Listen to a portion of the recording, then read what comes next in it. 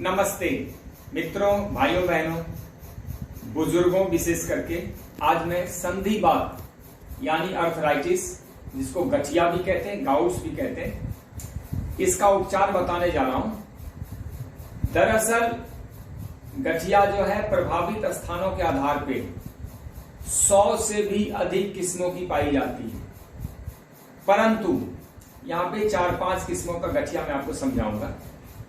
इसमें एक बात विचार करना है कि दरअसल गठिया वायु दोष है, तो वायु संबंधित चीजें आहार में कम करनी है, विचार में भी कम करनी है, व्यवहार में भी कम करनी है। यह सब कुछ वायु जो बढ़ाता है उसको कम कर देना है। जैसे अधिक गतिशीलता, यह भी वायु बढ़ाता है। कई लोग बात प्रकृति के होते हैं, जन्मजात, वो चंचलता बहुत होती है उनमें, तो थोड़ा उसको बैलेंस करने के लिए थोड़ा अपने जीवन को धीरे धीरे करना है। तो आपसे रिक्वेस्ट है कि मेरे YouTube चैनल आरोग्य डॉक्टर अजीत आनंद को सब्सक्राइब कर लें, और यदि अच्छा लगे, आपको लगे वीडियो लाभकारी है, किसी को राहत दे सकती है, तो आप इसको शेयर कर दें ताकि और लोगों को भी लाभ मिल सके। घर बैठे यह उपचार किया जा सकता है। इसमें बहुत ज्यादा ना खर्च करने की जरूरत है, ना समय और न स्वास्थ्य का नुकसान होने वाला है, दवाई भी नहीं खाना पड़ेगा।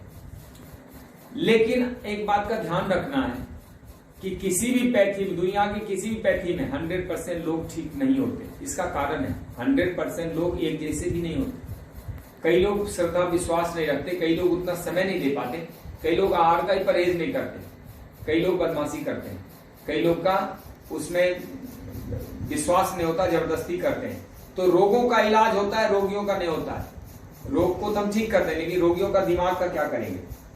तो आइए अपने कम टू द पॉइंट आते हैं। गठिया कैसे होता है, कैसे ठीक कर सकते हैं। देखिए, इस शरीर में रोग असंभव है यदि आप अपने शरीर को जाने, भोजन को पहचाने और अंगों की भाषा समझें। यह शरीर सब बताती है, लेकिन जब आप लगातार गलत भोजन लेते हैं, अंगों को जानते नहीं क्या कौन सा क्या काम करता है, और शरीर की भाषा भी नहीं सुनते, उसके इंडिकेशन प्रकृति बार बार जो कहती नहीं मानते, अपनी मर्जी करते रहते, तब ये सब रोग होता है। गठिया कोई सामान्य रोग नहीं है, कठिन रोग है। खासकर osteoarthritis, rheumatoid arthritis, gouty arthritis और सर्वाइकल अर्थराइटिस। इसके अलावा जो सोराइसिस है वह भी अगर 5 साल से पुराना हो जाता है तो गठिया उसको हो ही जाता है। तो ये इसको ज्यादा विश्लेषण नहीं करूंगा। गठिया कहीं का भी हो सकता है, उंगलियों का भी होता है, घुटने का भी होता है, कमर कंधों का भी होता है, जहां भी ज्वाइंट से हर जगह गठिया हो सकता है। इसको संधिवात कहते हैं। जहां जहां संधि है और 206 हड्डियां, सोच लीजिए कितनी संधियां होगी आपके शरीर में, और वहां पे बात यानी वायु इकट्ठा हो, हर संधि पे वायु इकट्ठा होके आपके अम्ल को वहां पे चिपका देता है, अम्ल का जमाव हो जाता है, वही गठिया। तो इसके लक्षण क्या है कि जोड़ों में दर्द, सूजन हो जाना, अकड़न रहना, यह प्रायः मौसम के बदलाव के समय ज्यादा प्रकट हो जाते हैं। बालों का अधिक गिरना, हार्मोनल इम्बैलेंस हो जाना, या फिर ऊर्जा की कमी महसूस होना, पाचन खराब हो जाना, यह सब इसके लक्षण है। कारण क्या है कि जोड़ों में यूरिक एसिड का बहुत अधिक इकट्ठा हो जाए। यूरिक एसिड क्या होता है कि यूं समझ लें, यूरिक एसिड भोजन का सड़न वाला जो कोलेस्ट्रॉल है, सड़ने के बाद जो तैयार होता है कोलेस्ट्रॉल, वह यूरिक एसिड ही है। तो यह यूरिक एसिड अपना जगह ढूंढता है और जोड़ों में जाके बैठ जाता है, कहीं मसल्स में जाके, कहीं सिस्टम में जाके जम जाता है, और फिर लगातार विटामिन डी, कैल्शियम का आपस में एब्जॉर्प्शन सही नहीं रहने से वहीं पे जमा रहता है, सड़ के गठिया बन जाता है। तो वह अधिक प्रोटीन युक्त आहार लेने से, दवाओं का ज्यादा सेवन करने से, अम्ल वाले भोजन खूब खाने से, इसके अलावा व्यायाम नहीं करने से, लगातार एसी फ्रिज का प्रयोग करने से, चटर पटर मिठाई, नमक मिर्च मसाले, तेल और तल के खाने, दूध घी का अधिक सेवन करने, रात को विशेष करके भैंस का दूध पी के सोना, और सुबह पेट साफ नहीं होना, अम्ल गैस बहुत ज्यादा बढ़ना, उम्र का भी इफेक्ट होता है, मानता हूं। इसी प्रकार दाल, दूध घी के साथ मांस, अंडा, शराब, सिगरेट इत्यादि भी इसके बड़े कारण हैं। ओके, मैं इसका अब उपचार बता देता हूं आपको। इसका उपचार कोई बहुत ज्यादा कठिन नहीं है, सरल है, लेकिन यह रोग कठिन है, इसलिए इसमें समय लगता है। धैर्य की जरूरत होती, पैसेंस जो रखेंगे वह विजयी होते हैं। ऐसे भी जिनके पास धैर्य रूपी घोड़ा नहीं होता है वह बड़ी लंबी यात्रा नहीं करते हैं, इसलिए धैर्य रूपी घोड़े पे सवार हो जाइए। धीरज धर्म मित्र और नारी आफत काल पर रखिए चारी। तो ऐसे भी धैर्य को सबसे बड़ा दोस्त कहा गया, विपत्ति काल का सहयोगी कहा गया। देखिए उपचार में इसके 4 भाग में बता देता हूं आपको। योग, आयुर्वेद, नेचुरोपैथी और आहार, ये 4 काम करेंगे रोग चले जाएंगे। लेकिन एक चीज और बता देता हूं, यदि आपके 80% रोग चले गए तो आपको, आपकी उम्र यदि 60 के आसपास है या ऊपर है तो आपको मान लेना चाहिए मैं 100% ठीक हो चुकी हूं या हो चुका हूं। इसका कारण है, यदि आपके बच्चे को 100 में से 80 नंबर आता है तो कम से कम फेल तो नहीं कहेंगे, उसको फर्स्ट डिवीजन में पास कहेंगे। इसी प्रकार रोग है, 100% दुनिया में कभी कुछ नहीं होता, वह थोड़ा ऊपर नीचे होता। तो आप शरीर में जो संचित यूरिक एसिड है उसको भुला के यदि आप निष्कासित करने की प्रक्रिया अपना लेते हैं, वो निष्कासित हो जाए तो आपका रोग ठीक हो सकता है। इसके लिए पोटेशियम प्रधान भोजन होता है, खीरा, लौकी, ककड़ी, तरबूज, पत्ता गोभी, पालक, सफेद पेठा, कच्चा पपीता, इसके बाद आंवला, टमाटर, इसी तरह गाजर, सलगम, चुकंदर इत्यादि इस सब ढंग के चीजों का जूस पिए, नहीं तो इसको खाएं, अपने आहार में शामिल कीजिए। नींबू, अनानास, नाशपाती, संतरा, ये जो खट्टे मीठे वाले विटामिन सी वाली चीजें हैं अद्भुत लाभकारी है, अनार वगैरह भी, इसका सेवन शुरू कीजिए। तो शुरुआत में क्या करना है कि थोड़ा सा उपवास करें। जैसे आपको पता लगा गठिया हो गया, ये कई जगहों का होता है, एंकुलो स्पॉन्डिलाइटिस कई जगह पे, तो आप क्या, कहीं का भी आपको पता लग गया तो आप क्या करें, 1-2 दिन उपवास मारें, और सप्ताह में एक उपवास तो सिर्फ जूस और जल पे रखना चाहिए। इसके अलावा कुछ सप्ताह यानी 2-4 सप्ताह तक सिर्फ और सिर्फ नेचुरल डाइट पे रहें। नेचुरल डाइट मतलब फल पे, सलाद खाएं, कच्ची सब्जियां खाएं, अंकुरित मूंग चने ले लें, इसके अलावा थोड़े साग पत्ते चबाएं, धनिया पुदीना के पत्ते को पीस के पिए और शरबत बना के पिए, बेलगिरी की शरबत पिए, जिस मौसम में जो उपलब्ध होता है, नारियल पानी, गन्ने के रस, ये सब पी सकते हैं। इसके अलावा थोड़ा सा ड्राई फ्रूट भिगो के खाएं, 2-4 दाने बादाम, 2-4 दाने अखरोट, किशमिश, अंजीर, ये सब खा सकते हैं भिगो के। दाल, दूध, तली भुली चीजें, मैदा, मिठाई, बिस्किट, ब्रेड, ये सब बंद करना पड़ेगा, क्योंकि ये प्रोटीन वाली आहार तो इसमें लेना ही नहीं। कि जितने फल सब्जियों में आपको प्रोटीन मिल जाता है वो पर्याप्त है। तो पानी आपको खूब पीना चाहिए। इसी प्रकार तांबे की बोतल में रखा हुआ पानी खूब पीना चाहिए। अब इसका मैं आपको बता रहा हूं कि नेचुरोपैथी बहुत इफेक्टिव है। आप नेचुरोपैथी करें। नेचुरोपैथी में खासकर हॉट फुट बात करें, पसीना निकालें और मसाज, मालिश करें और स्टीम बात करें, एनीमा, मड पैक, मेथी कुंजल, जो भी नेचुरोपैथिक व्यवस्था हो सब कर ले। मेथी के लड्डू इसमें बहुत अच्छे रहते हैं, तो मेथी में खजूर डाल के, तिल वगैरह डालें तो खजूर, मेथी और तिल, इन तीनों का लड्डू बना लें। इसके अलावा अंकुरित मेथी दाना बहुत बढ़िया रहता है, बहुत ही गजब का। हरी सब्जियों का सूप पी लें। इसके अलावा जो लहसुन है, अदरक है, कच्ची हल्दी है, लहसुन, अदरक और कच्ची हल्दी, इन तीनों को पीसें, 1 चम्मच 2 चम्मच रस निकालें, 1-2 चम्मच उसमें सेब का आसब या जामुन का आसब या फिर नींबू का रस मिलाएं और शहद मिला के इसको खाएं। और खाएं कैसे, तो कम से कम 5 से 15 मिनट में धीरे धीरे उंगली लगा के चाटने, ताकि मुख में ढेर सारा लार आपके शरीर में जाए। एक चाटेंगे तो उससे मुंह में लार पैदा होगा, वह अंदर शरीर में जाएगा। तो 1 गिलास लार आप पी लेंगे 5-10 मिनट में, और 1 घंटा तक मुंह में कुछ ना डालें, या फिर थोड़ा पानी मिला के चाय जैसे पिए समय लगा के, और 1-8 घंटे मुंह में कुछ भी ना डालिए।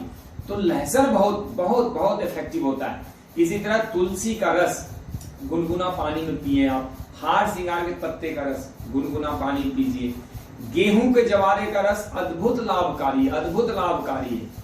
इसी प्रकार जो कीवी फल है, कीवी फल को पीस के या उसका जूस तो क्या बनाएगा, उसको पीस लें और पानी में घोल लें, छान के उसको पी जाए, बहुत अद्भुत लाभकारी है।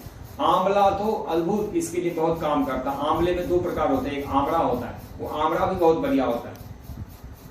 तो सामान्य रूप से ये सब आप करेंगे, नेचुरोपैथी करें, और इसमें सूर्य तप्त, हरी बोतल का पानी, हरी बोतल का तेल मालिश बहुत अच्छा रहता है। जो क्रोमोथेरेपिस्ट तैयार करते हैं, हरी बोतल में 8, 10, 12 घंटे पानी रख के वह पानी थोड़े थोड़े करके पीना चाहिए। और जहां पे ज्यादा सूजन है, जहां दर्द है, वहां नींबू के रस की मालिश करना चाहिए। ज्यादा दर्द हो जाए तो बर्फ टच करके रख देना चाहिए, हाथ पे है या फिर ठोस हो गया, कई बार तो पत्थर का रूप ले लेता है, बिल्कुल जम जाता, बिल्कुल उसको पिघलाने के लिए कई बार बर्फ रखना पड़ता है। जब बर्फ रखते हैं तो वहां पे ज्यादा खून आता है, तो ज्यादा खून होने से वह थोड़ा उसको डिटॉक्स कर देता है। इसके अलावा इसमें पोटली मसाज करते हैं, जहां जहां पे है ना वहां पे पोटली चिपकाते हैं। तो ये सब तो नेचुरल चीजें हो गई। इसके अलावा हल्दी की एक चुटकी, यदि आपके पास कच्चा हल्दी उपलब्ध नहीं होता है, हल्दी की एक चुटकी पानी के साथ आप एक चुटकी लेकर ऊपर से पानी पी लें। इसके अलावा मैं कुछ विशेष आयुर्वेद बता देता हूं कि हार श्रृंगार के पत्ते, लहसुन और काली मिर्च, ये तीनों डाल के पीस के पानी घोल के पिए। एक तो विशेष मैंने बताया था लहसुन, अदरक और हल्दी, हार श्रृंगार के पत्ते वाला भी बहुत ही इफेक्टिव है। इसके अलावा इसमें पान का डंठल, साथ में तुलसी का पत्ता और एक पत्ता और ले ले, चाहे नीम का हो, गिलोय का हो, या जो करी पत्ता होता है वो भी ले सकते हैं, या फिर जामुन का पत्ता भी बहुत इफेक्टिव होता है। यह सब लेके कोई एक पत्ता और उसको पीसे और थोड़ा सा उसमें मिश्री मिला के पिए, बहुत लाभकारी होता है। शीशम के पत्ते भी बहुत फायदा करता है। शीशम के पत्ते बिल्कुल कोमल ले ले तो 50 ग्राम उसको पीस ले, थोड़ा मिश्री मिला के, ताल मिश्री मिला के पिए, बहुत ही गजब का काम करता है। इसके अलावा सुबह शाम गुनगुना पानी में थोड़ा सा यदि आप सहतूत यदि फल मिल जाए बहुत अच्छा, या फिर सहतूत ना मिले तो आलू का फल बहुत अच्छा रहता है, और आलू सहतूत का फल ना मिले तो आपको आलू के पत्ते जरूर मिल जाएंगे। तो आलू के पत्ते को पीस के थोड़ा सा उसमें नींबू निचोड़ दें या फिर आंवला डाल दें, और आप उसको या फिर सेव का आसप डाल दें, तो आप ये बहुत इफेक्टिव काम करता है। तो यह सब तो हो गया। अगर आपको ज्यादा दर्द होता है तो नमक के पानी में, गुनगुना पानी में नमक डाल दें, उस पर लेट जाए, कोई ऐसा टब ले लें और 30-40 मिनट तक लेटे रहें, या फिर आप गर्म पानी में पैर रख सकते हैं जहां पे ज्यादा दर्द है, लेकिन साथ में उसके बाद बर्फ की मालिश भी कर लें। जैसे गर्म पानी 15-20 मिनट रख लेते हैं तो थोड़ी देर वहां पे बर्फ का ठंडा भी लगा दे ताकि ब्लड सर्कुलेशन हो जाए। यह सब करने के बाद इसमें सूर्य भेदी प्राणायाम करें, बायां नाक बंद करके,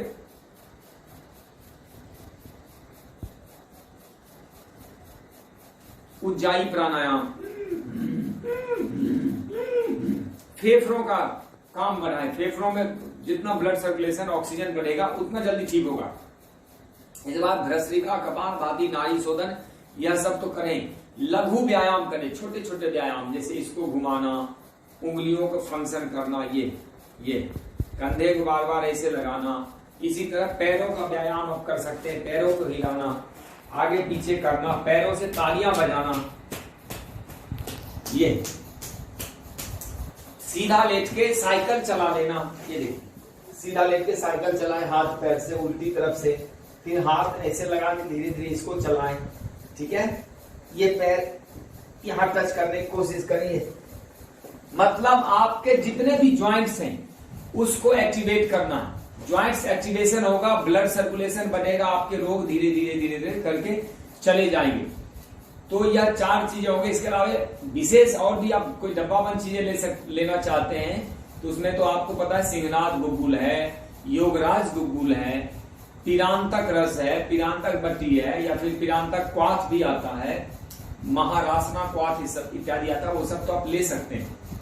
पातादी चूर्ण, शुद्ध शिलाजीत थोड़ा मिक्स करके ले सकते हैं। त्रिफला अजवाइन का भी काढ़ा पी सकते हैं। त्रिफला तो इसे पाउडर के रूप में, अजवाइन का काढ़ा पी सकते हैं। ये सब फायदेमंद ही रहता है। खाने से पहले थोड़ा सा अदरक चूसें, उसके बाद खाएं। और यदि आपको कोई हार्मोनल इंबैलेंस है तो थोड़ा राई खाएं, खाने से पहले थोड़ा राई लेके और उसके बाद आप इस सब का सेवन करें। प्याज भी इसमें बहुत फायदेमंद रहता है। प्याज खाने के साथ सलाद में खा लें, और रस वाले फल खाने हैं, रस वाली सलाद खाने हैं, रस वाले भोजन करने हैं। सब्जी भी खाना है तो रसदार खाना है, सूखा सब्जी नहीं खाना है, सूखा अन्न भी कम खाने, केले वगैरह भी कम खाने। तो यह सब यदि आप कर लेते हैं, आपका रोग अवश्य ठीक होगा और आपके जीवन में कल्याण होगा, शांति आएगी, दर्द में आराम मिलेगा। और जीवन में इस जीवन के जो लक्ष्य है उसको प्राप्त करने में यह शरीर आपका साथी सहयोगी बनेगा।